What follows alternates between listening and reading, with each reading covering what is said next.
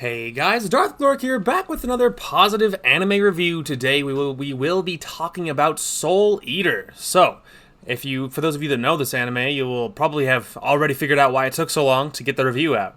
But if you haven't heard of this anime somehow, then let's talk about it. Anyway, so yeah, once again, sorry it took so long to get this review out. I think it's been like a month since my last review. But Soul Eater has quite a few episodes, and it takes a long time to get through that many episodes. So it did take a while, but we did obviously do it. So when did this anime air? This is not a new anime by any means. This is from the spring 2008 season. So it is like, what is that, like 13 years old? I mean, it's pretty old, but it is old and gold, as they say.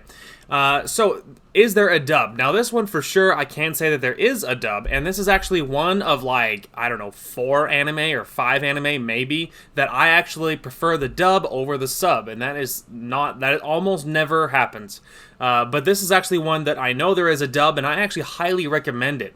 This is because when I initially saw this anime, or way back in the day, when I initially saw it, I think I saw it originally dubbed. I think it was probably on like Netflix or something. Like I don't remember where I saw it, but wherever I saw it originally, it was dubbed, and so I got used to seeing it that way. But then, like later on, as I got more used to watching more anime, and as I started to watch a lot more, I realized that it's actually not only is there obviously there is a dub, but it's actually really good. And so then I tried later on to watch it subbed, and it's fine. I mean, it's really good subbed. But I just got used to watching it dubbed, and it's really smooth, and often dubbed it feels like there's weird delays, and I don't like it. But this one, I mean, it does a really great job. So I definitely recommend the dub on this one. Is this an adaptation from a manga? It is an adaptation from a manga. This is a manga I definitely should read. I don't know if it's a lot different, or if the manga does anything different, or if it's bloodier. I don't know. But I know I should definitely read the manga at some point. Anyway, so let's go ahead and hop right into the synopsis so you guys can get a quick little preview into what this anime is actually about. Anyway, Death City is home to the famous Death Weapon Meister Academy, a technical academy headed by the Shinigami Lord Death himself. Its mission, to raise death size for the Shinigami to wield against the many evils of their fantastical world. These death size, however, are not made from physical weapons. Rather, they are born from human hybrids who have the ability to transform their bodies into demon weapons, and only after they have consumed the souls of 99 evil beings and 1 witch's soul. Soul Eater Evans, that's interesting, I didn't realize his last name was Evans. Anyway, Soul Eater Evans, a demon scythe who only cares about what's cool, aims to become a death size with the help of his straight-laced wielder or meister, Maka. The contrasting duo work and study alongside the hot-headed Blackstar and his caring weapon, Tsubaki, as well as the Shinigami's own son, Death the Kid, an obsessive-compulsive dual wielder of twin pistols, Patty and Liz.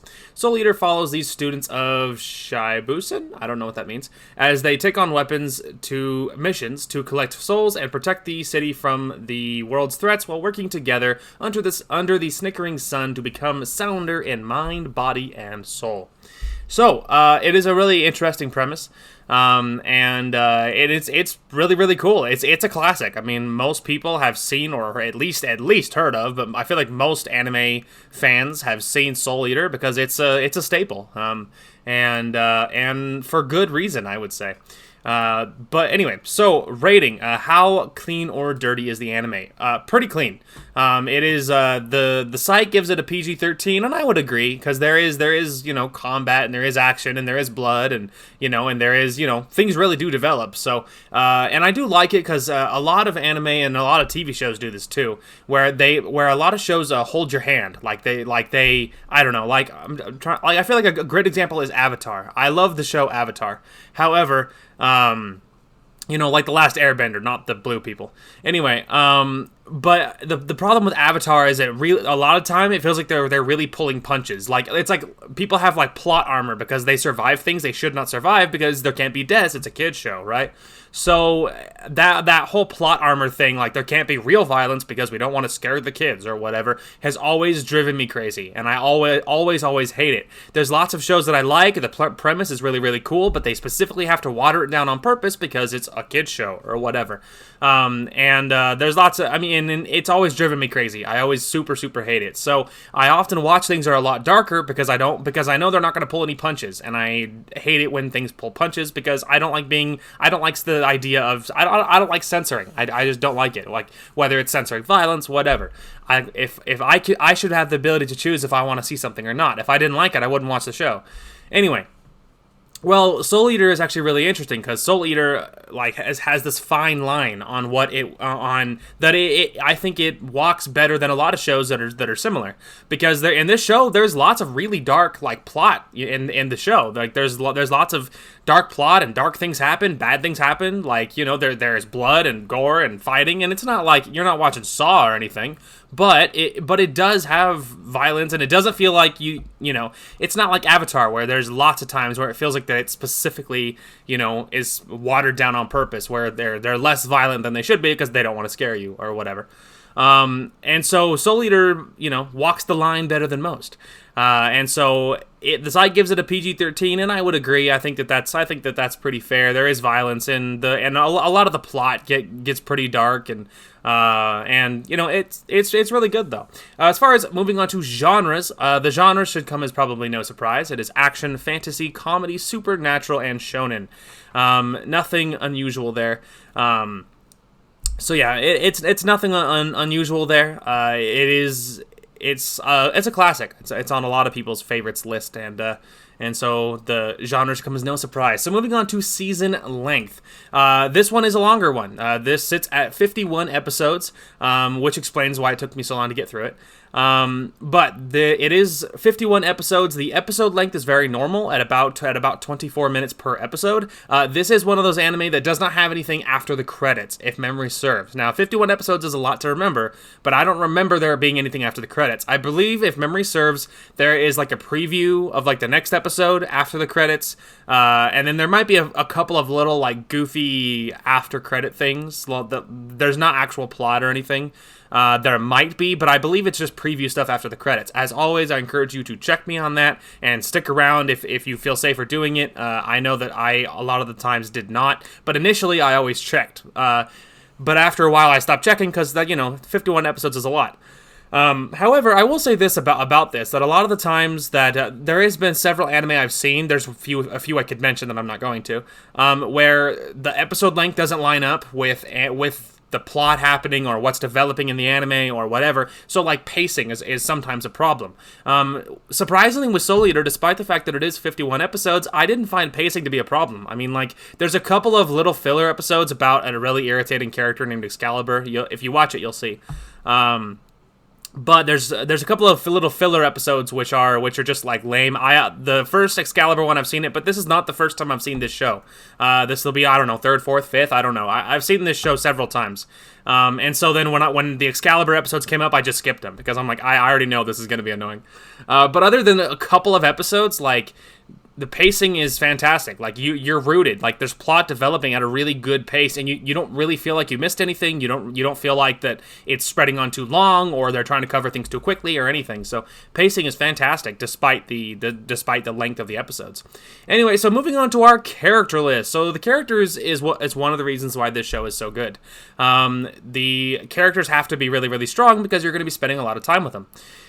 So basically the show follows three teams. I mean, three groups of these students for the most part. And so it's the Meisters and then their weapons. And it basically follows that group. Now, all three of them are part of the same team, the same unit, as the plot develops and as things go on. And it pretty much follows them. So we will be talking about all of the members of that little team there, but then we will be hopping into a couple of supporting characters, which I feel like add a lot to the show, or they are on my favorites list, or whatever. So we will be hopping into a couple. I mean, not too many. I'm just scanning the supporting character list really quick because there's technically a lot of characters in the anime. It's not hard to keep track of who's who. The game, or the game, the anime is really good about describing to you who's who and everything. So it's not hard. But I'm just scrolling down here because I'm just trying to There we go. Okay, so yeah, there's a couple of supporting characters that are worth talking about, but yeah, like the character list, I'm scrolling like it's so long. So yeah, but the main character list is comparatively pretty small. So hopping into our first main character, we have Maka Albarn. So Maka is, I mean, again, and I've said this in every review probably, but I kind of have always believed that a character being a main character or a supporting character, it's a spectrum, and so. It's a spectrum on how, whether you're like the main character, like if you get more screen time, or whether you're kind of a side main character, right? If I had to pick someone who feels like it's the forefront of the main characters, I would definitely say Soul Eater and Maka. Soul and Maka definitely feel like the alpha main characters, if that makes any sense. But it doesn't mean that the other main characters don't get time and their plot and their backstories aren't like fleshed out or whatever, because they are. But I definitely feel like Maka and Soul get the most time, and obviously the show's called Soul Eater, right? So it makes sense. But anyway, so obviously Maka first. So Maka is, let me open this here. So I have no idea how to describe her character. What is that, brown, or like I don't know how to describe her hair color. I am not sure how to describe that. It's like a tan, maybe? I don't know. Anyway, so she is obviously Soul's weapon using the big ol' scythe, and she's really, really skilled, and it's interesting because her character is, because she's like this, because the synopsis described her as very straight-laced, and I would say that that's pretty true. She is very much more of a straight-laced student than a lot of her, her circle of friends. But it doesn't mean that she doesn't. Sometimes there's things that need to happen with the plot that she gets done too. There's things she does which are not necessarily something a straight-laced student would normally do, but Maka has like a really strong sense of right and wrong about what should be done. There's a few times where she has like growth because she was doing the wrong thing or whatever, but for the most part she's has a really strong sense of right and wrong, and so she's governed by that, by her own morality. So she's very governed by what should be done or what needs to be done or whatever. And she's a very, very caring person. She cares a lot for Soul, her immediate partner, and she cares a lot for her circle of friends too. She doesn't always get them, but she super duper cares about them. And so she has this pang where she feels like that she has this worry that she doesn't feel like she's as strong as a lot of her friends are, and she feels like that she's not as strong as she wishes she was or whatever. And so a lot of the time it kind of, I don't want to say holds her back, because it doesn't really, like it's part of the plot, things develop. But I'm like losing my train of thought as I'm trying to actively make it. But she often feels like that she's not as strong as she wishes that she was. That's kind of a mouthful. Anyway, but a large part of the plot is how things develop and her discovering and her kind of, getting anchored and realizing how strong she is and how, and what she contributes to the team and all that stuff. And it's a big part of the plot is her figuring out, is her kind of gaining that confidence. And it was really cool. And she's a really likable character, she's really on the ball and she's really a good person. And she, and then there's another supporting character, and we're not going to get into him. But there is another supporting character who she has a really close connection with, and she's instrumental in bringing him to Team Good Guy. And so there's lots of things that go on there, but we're not going to get into him or anything. But she's a really cool character, and she's super, super fun to watch, and she's a good time. So moving on to her partner, we have Soul Eater. So I guess his last name is Evans. I didn't know that. But anyway, so we have Soul. So Soul, where it has the white hair and the, what is it like? It's not like a bandana, like the band around his head, the yellow jacket, So that's Soul. So Soul is, he's like governed by what's quote unquote cool. Whether something's cool or not is kind of what governs him. Now, he is not nearly the straight-laced student that Maka is. He gets into a lot of trouble. He gets into quite a bit of trouble. But he does super duper care about Maka, and their connection is super, super obvious. They are, they're super, super tight, and they complete each other really well. He is like governed by what's cool, but a lot of the time it didn't so much feel like that's what controls him so much as it's kind of just like he always like mentions what's cool, that's not cool, this is cool or whatever. But it wasn't. I don't feel like that he was like he would. I don't know. I kind of feel like he would do whatever needed to be done, and it didn't really matter what was cool. It's just like it's like a part of it's like a quirk. You know what I mean? But I don't feel like it governed him a lot of the time. I just kind of feel like it's how he mentioned. So once you get past that little outer layer, Soul super cares about Maka, and he cares a lot about his group of friends too. He's super tight with Blackstar especially. They have a connection, and they definitely feel pretty similar in a lot of ways, and so it's super, it makes sense. But he super supports Maka really, really well and balances her out really, really well, and they get each other. I mean, like, I definitely think that all of the characters really they connect to their partners so well. Like, you can totally see how they became a team or whatever, because everyone is they're like puzzle pieces and they all fit together so well. And then as a larger unit, they do fit together too after plot develops. But Soul is interesting because he balances out Maka in a really cool way, where Maka sometimes might make a poor decision based upon how she's feeling or whatever, or vice versa, and the other one is there to pull that other person back. And so they're a really cool team, and definitely like the forerunners of the show, I would say. And they're both super awesome. So, moving on to our next main character, we have Blackstar. So Blackstar is interesting. So Blackstar is convinced that he is the most popular, the coolest person on the face of the earth, and everyone there is there just to see him. So he is convinced that he is, quote unquote, a star or number one or whatever. And so Blackstar's like gigantic inflated ego is what fuels him basically. And so like he can like talk himself up into getting into a fight or or not being worried or whatever. He like talks himself up into taking on anything. Now he is super skilled, but a lot of the time his own ego gets in the way and he ends up losing fights. So Blackstar is interesting, and I'm trying not to be too hard on him because I don't like Blackstar a whole bunch. Like, he's pretty cool, but he's definitely on the lower end for me as far as liked characters go. And so I'm trying not to be too hard on him, but there's a lot of the times his own ego gets in the way and they end up losing things because he's just dumb because he makes really dumb decisions. But Blackstar, after you look past what his exterior layer looks like, you realize that he actually does care a lot about his partner Tsubaki, and he does care a lot about the rest of the team as a whole.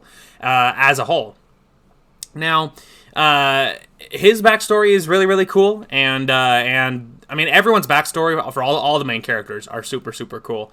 And so it really makes you appreciate a lot of these other people where otherwise you might not like them very much. And Blackstar is no exception. He's a lot more likable after some really cool things he does for his partner Tsubaki, and after you learn a little bit more about his backstory and things like that. And he does grow on you. It doesn't take too long before you're used to who he is or whatever. But I found him a little bit annoying because there is defeats they didn't have to suffer because of his own stupidity. So I'm not a massive fan of Blackstar in general. I found him a little bit grating. However, he is a cool character, and especially the few nice things he does for his partner Tsubaki really makes you balance out that you're like, okay, he's not totally heartless. He does care about Tsubaki, and it's not just about him. It's like it's his quirk, right? Because everyone on this team has something that makes them kind of quirky. With Maka, and I guess it's that she has friends that are all like, I don't know, not as cool as she is, right? Like, she's very straight-laced, where a lot of everyone else on her larger team has quirks, or they are straight up bad students, like Blackstar. Lots of stuff like that. And so it's interesting. But regardless, Blackstar is a cool character. He does care about his team, and he does grow more likable. But he is kind of fueled by his ego. He has I think it's like a blue or like a teal hair. He has like the big like taller collar, like it reminds me of a hoodie, but it's not actually a hoodie, but the black hoodie, tall collar looking thing, and that is Blackstar. So moving on to his partner, we have Tsubaki. So Tsubaki is a sweetheart. She is super caring, and I feel like she's the only one in the universe that could be paired with Blackstar and not find him grating after a certain period of time, because Tsubaki is like very much seems like an older sister or like a mother, right? And not necessarily just to Blackstar, but in general general, she's very caring and very thoughtful and very on the ball, and she balances out Blackstar really, really well, because she's very thoughtful and very caring, whereas Blackstar doesn't tend to notice how people are feeling, or doesn't get how people are feeling, or whatever, or just charges face first into something when maybe he should be sneaking, or whatever. Well, Tsubaki, like, balances him out very, very well, that she's very caring, and sometimes Blackstar will do something stupid to a different main character, and then Tsubaki will go to that character later and apologize, or explain, or whatever, and because that's just the type of person she is. She's very, very thoughtful. Now, once you delve into her backstory, a lot more is revealed, and you like her even more. And she was already super likable. But once you get a little bit of her background, you like her even more. At least I did. So Tsubaki, she has black hair, and it's like in a taller like ponytail, I guess. And I'll have this all written on screen. So whoever is who should be fairly obvious, because I'll have it written on screen. Anyway, at least, I mean, yeah, I will. Anyway, so Tsubaki was a fantastic character, and I super, super liked her because she was super, super caring, and she balanced out Blackstar so well, and she really like helped reins him in a lot of the time, or helps take care of him or whatever. And I really, really liked how just how awesome she was, and how caring and loving she was, and not just for Blackstar, but in general, what she contributes to the whole team. And she's just this like super sweet, loving center, this core that that the team really needs, because Maka can be a hothead, and she does have a temper, and so like everyone has a something. So Tsubaki was was an anchor that the team as a whole really, really needed, I feel like. So she is super likable and very, very awesome. So next, moving on to our next main character, we have Death the Kid. So he is the son of Lord Death, the leader, big boss man at the academy. And Kid is very, very interesting, because Kid, he is obsessive compulsive, and he is very obsessive compulsive. He is ruled by things that are symmetrical, especially symmetry. He's very bothered when things are not symmetrical. And so he's very powerful. I mean, when the thing starts, he's not even a member at the academy, because he's already moved on. He's a Grim Reaper. He's already like above and beyond what a lot of the other people are sitting at or doing or whatever. But the thing about Kid is that a lot of his struggle is very internal. It's kind of learning to rein in his obsessive compulsive and his mental illness, like to be an efficient, Meister, and to be an efficient fighter and everything. He a lot of other people's battle on the team is learning how to be better with different moves and be a better team or whatever. Whereas with Kid, it felt like he was already more powerful than everybody else. It just felt like that his battle was internal, trying to figure out how to manage his own mental illness. So Kid is a very interesting character, because like I said, very, very, very bothered by symmetry and things that are not symmetrical. The reason he uses 2 twin pistols is because there's 2 of them, and 2 is an even number, it's symmetrical, right? And so he couldn't stand to use one weapon. So there's lots of OCD things, as someone who has OCD tendencies like myself, his character really, really speaks to me. So anyway, and we'll talk more about who my actual favorites are once we reach the favorite / most hated characters section. But Kid is very interesting. So Kid is the one wearing the suit, and he has the 3 rings on that go through his hair. Anyway, and that is Kid. So Kid he's really cool, because most of the time, especially when he's not being ruled by his mental illness, he does feel more mature, and he does feel older, and he does feel wiser than a lot of the other people at the academy. There's lots of times throughout the anime where he has a separate quest, and he's doing very separate things from them, because I really liked how he's supposed to be more mature and older than they are. He's supposed to have more experience than they do, but he's still very young. But he does feel like he's a Grim Reaper, and he does feel like he should be older and more mature, because he does things that the other people, it makes you wonder, would this person have been able to piece together these clues? And he has separate suspicions on things that are happening and stuff. And but Kid is doing lots of separate investigation. Doing lots of separate investigation. I mean, throughout the anime, as other plots developing, Kid is, putting together clues, and he's trying to figure other things out. So I liked it, because it feels like he's doing everything they're doing, but he has separate stuff going too. He just feels more mature and a lot of the time more powerful, and I super, super liked that. And that was very, very cool. So moving on to our last, and this time we will talk about both of them at the same time, but we have the Thompson Sisters. So the Thompson Sisters, they are both wearing very similar outfits. They have the hat with like the stitching through it. They're both wearing red. They have like little white ties that are adorable. Those are the Thompson sisters. So as far as their name, the tall one is I guess her full name is Elizabeth, but they all call her Liz. She is the taller of the two. And then there is Patricia. Everyone calls her Patty. She is the shorter of the two. So the Thompson sisters are Death the Kid's weapons. They are both pistols, and they are awesome. So originally, I guess, like, their backstory is very fascinating, and I'm not going to talk all about their backstory because I recommend you watch the show. However, their backstory is very, very cool, and it explains quite a bit about them, but they also balance out Kid super, super well, whereas Kid obviously has a big problem with his mental illness and his OCD, and a lot of the time it ends up making him lose fights or get, like, take damage he didn't need to because he can't focus on something or whatever. Whereas the Thompson sisters are able to dial Kid back, and and a lot of the time they're able to bring him back, despite whatever, as he deals with his mental illness. But they also they also work really well with him when he is on the ball. They are right there to be on the ball with him to get stuff done or whatever. And they both have very, very unique personalities. Liz, I keep saying Elizabeth, and it keeps throwing me off because I was like, that's not what they called her in the anime. Yeah, it's because they called her Liz. But anyway, Liz, the taller of the two, I think I don't know if they're twins or if they just wear the same outfit and look similar. So I don't know if that makes her older. I get the feeling she's older, but I do think she's older. So I don't think they're actually they're obviously not actually twins because they don't look alike. I mean, they look alike enough that you could say they're sisters, but not enough to be twins. So anyway, Liz is the older of the two, I guess. But Liz is terrified of anything that is scary. She's a big old scaredy cat. However, but when she's not, freaking out about something, she does have that older, mature air about her, and she has to watch for Patty a lot because she's often is like the voice of reason and like conscience in her team, which are kind of crazy. Because then you reach people like Patty, and Patty feels very, very young and very juvenile, and she's awesome.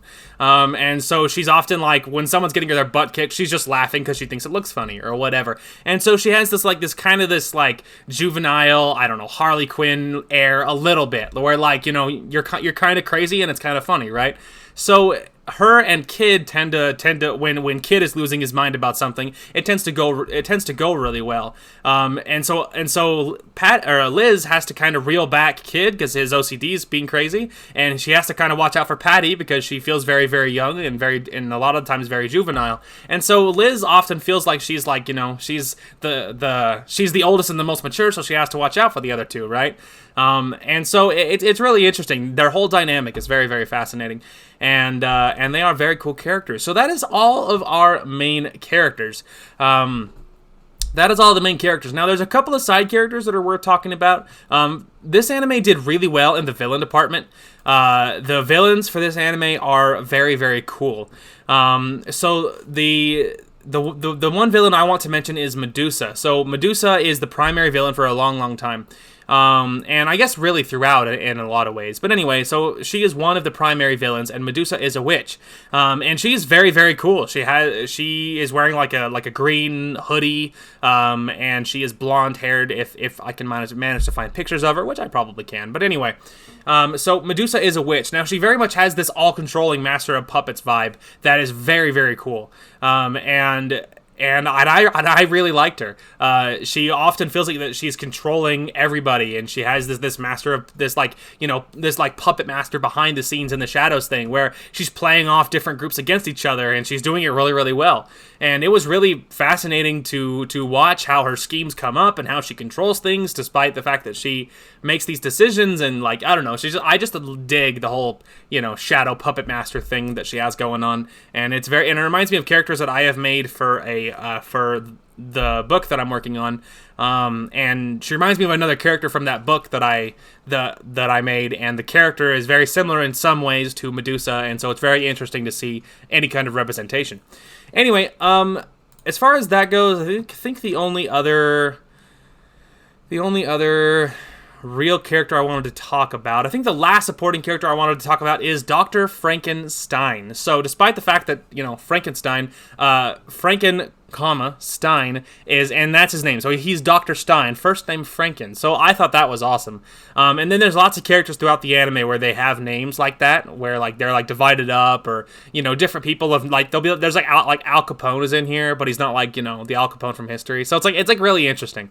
But anyway, so Dr. Stein. So Stein is very interesting because the dude is off his rocker. He is on Team Good Guy, and he is a very cool character. But the dude is absolutely insane, and so it's really interesting throughout the anime because the dude is very obviously cracked, and a lot of the good guys are very, very scared of him, for good reason, I would say. And he is very, very powerful. He is the most powerful Meister that the Academy's ever seen, according to the anime, and there is a reason for that, or maybe ever seen, or at least currently enrolled. But regardless, he's very interesting. So the dude is crazy, so he has to manage his own madness and his own crazy, but in addition to fighting all these enemies and like doing the right thing and everything. And he's a really interesting character because he has to balance doing the right thing versus his natural tendencies of wanting to cut people open and be because the dude is a doctor, he's a scientist, and he's a mad scientist. So Dr. Stein is easy to tell who's who because he's the one wearing glasses. He's usually constantly smoking, and he is covered in they look like stitches, and so that's him if he's on screen. Anyway, so Dr. Stein's a really interesting character, and I loved the dynamic of him being like, I can be a good person, and I can do the right thing, but I'm also crazy, and I will totally kill you. And so it was a really interesting dynamic having someone that is obviously off his rocker, but still, technically on Team Good Guy. He is a good guy, and so he's a really fascinating character, mentor character, and he is a teacher at the Academy, and so he is a lot older than a lot of the other people, but he was a very cool character nonetheless. Anyway, I think that's about all the characters that I wanted to talk about. There's lots of characters in this anime, lots of very cool characters in this anime, and so there is lots of the characters in this anime are fantastic, and so really any of them are really, really great. But those are all the ones that we are going to point out specifically. So moving on to our my favorite / most hated character section. Who did I love? So in this anime, my favorite characters are Det the Kid, the Thompson Sisters. I just love their dynamic, and Det and Kid specifically really spoke to me. I really get it. His OCD for me is a really cool, like fascinating character, piece of his character that I really loved. So Det the Kid, the Thompson Sisters, they are on my favorites list. Dr. Stein is on my favorites list. I loved the dynamic of him being crazy and prone to evil but being a good guy. I loved that. And then the other character is actually Medusa, one of the main villains. She was really well put together, and like I said, I love the whole Shadow Master of Puppets thing going on, and it's very, very cool. And she was a very fascinating character. So those are my favorites. On my most hated, I didn't really have characters I hated other than Excalibur. I hate Excalibur. He's so infuriating. And he is very, very annoying. And this time around, I've seen the anime more than once, and so I skipped his episodes and they came around. I hate Excalibur. But everybody does. It's part of the anime. Everybody hates him. So it ends up working out because everyone in the anime agrees with me. But I found him very annoying, and so he's annoying. Blackstar is on a list of people I'm not overly fond of, but I don't hate him. I'm just not insanely fond of Blackstar. Other than that, though, there's not really anyone other than them. I don't really hate anybody else, and I only hate Excalibur. I don't hate Blackstar. He's just kind of a little bit annoying, but that's basically it. So, moving on to animation and music, how did it look? How did it sound? So, this anime has a very cool art style.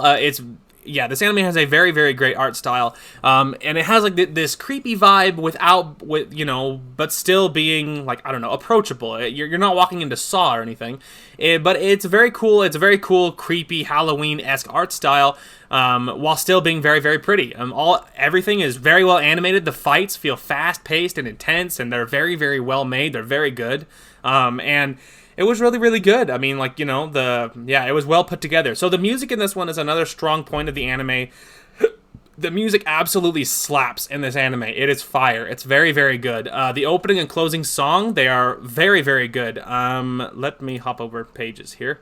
So it looks like there is 2 main theme songs. I think that there is, it looks like there is 2 main openings, and then there is a slew of closings. Looks like there is 4 different closing songs. So, but the music in this anime is fantastic. It is very, very good. They very much capture how the anime feels as a whole, while being very, very cool. Like they have like kind of like some of them have like little more like rock vibes, and they're kind of heavier, but they fit the anime so well. So the music in this one is top notch, and it's highly recommended. So moving on to final rating and recommendation, I'm going to give this one a 5 out of 5. Very good. This anime made no mistakes worth noting, and is definitely worth a buy. So definitely stick by that. This anime is a staple. A lot of people have, most everybody has seen it, but if somehow you haven't managed to see it, I highly recommend it, because it's one that I own already, and it is fantastic. So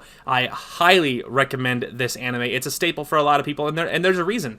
And very few anime, for me anyway, can be a very good dub as well, and this is in that group of an anime that has a fantastic dub, and it is definitely a rarity for me, because I am in general not a huge fan of dub. Anyway, so it's very, very good. So despite the fact that I really, really like it, I didn't give it a 6 out of 5. My thought was, because I have to, it's often hard for me to like give this, I mean, sometimes it can be hard for me to give anime a rating on what I think is fair, because just because something is very, very good, it doesn't mean it's on my absolute favorites list. Because I really, really like this anime. Obviously, I like it enough to own it, and it is it's a great time. But like when I have to compare it to stuff I know is a 6 out of 5, I'm like, okay, is this as in the same ballpark as Overlord for me? Is this in the same ballpark as the Saga of Tanya the Evil? And so I have to compare it to stuff I know is a 6 out of 5 for me, and I'm like, no, not really. Because if it came up, and I was like, all right, you can watch Soul Eater, or you can watch the Saga of Tanya the Evil, or you can watch Sword Art Online, or you can watch Overlord. I wouldn't take Soul Eater over those other 3. So I'm like, okay, well that means it's less than those 3. I'm like, so it's probably a 5 out of 5 or whatever. So often I find it's easier if I compare it to other things I know it's in that genre, or I know that's the score it got. And for this one, it did not compare to a 6 out of 5. So it's very, very good. It made no mistakes, but it's not on my favorites list. But it is fantastic. So that is it. That is another review for the books. And I have, it took a long time because this one's very, very long. So I have already chosen what my next anime will be. But it is an old favorite, and I'm rewatching one of my favorites again. And it's one that already has a review. So it will not be getting another review because it's already up. So I'm gonna watch that again. I don't know if I'm gonna watch the sequel movie too or not. I'm on the fence about it, but regardless, I will watch the anime. And so I don't know when the next review will be, but I am willing to bet it probably won't be one of the longer ones. There's a couple ones from the current season that I'm waiting to finish, so I can't watch those yet. But maybe we can start checking out something new after I finish the Saga of Tanya the Evil for like the 10th time. Anyway, so yeah, that's what I'm watching. I'm watching the Saga of Tanya the Evil again. So once I finish that again, then maybe I will. Then maybe we'll choose something new. We'll have to see. Anyway, that is going to call for this one. Thank you guys so much for watching. Hope you guys enjoyed the content today, and we will talk to you guys later.